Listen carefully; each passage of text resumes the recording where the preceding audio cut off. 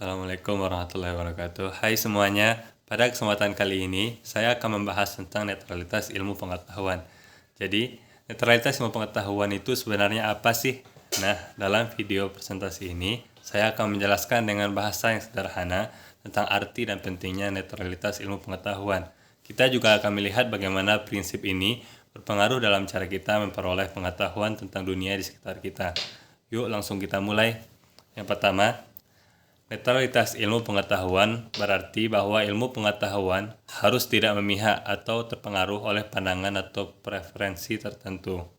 Itu berarti bahwa ilmu pengetahuan harus mencari fakta berdasarkan bukti-bukti yang ada tanpa dipengaruhi oleh keyakinan pribadi, kepercayaan agama, atau tekanan politik.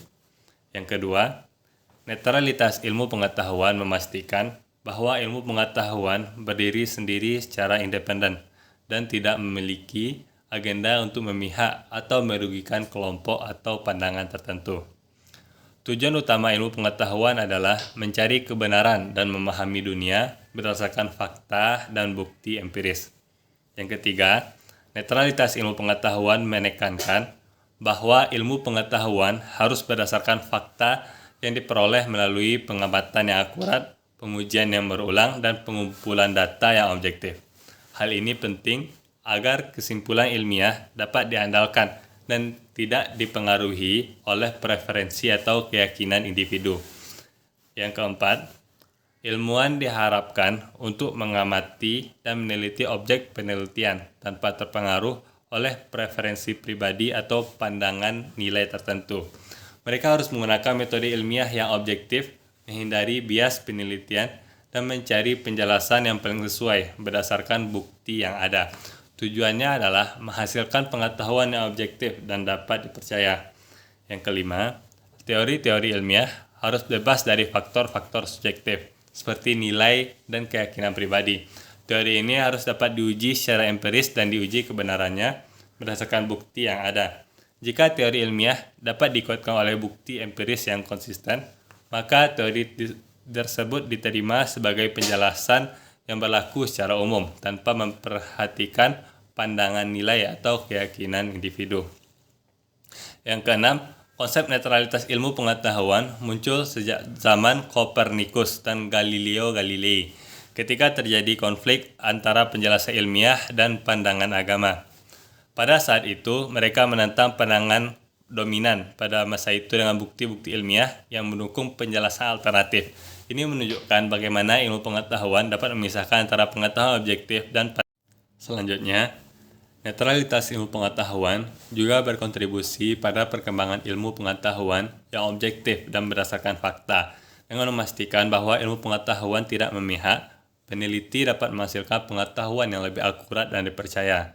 Hal ini memungkinkan kemajuan ilmu pengetahuan dalam memahami alam semesta dan memecahkan masalah yang dihadapi oleh manusia.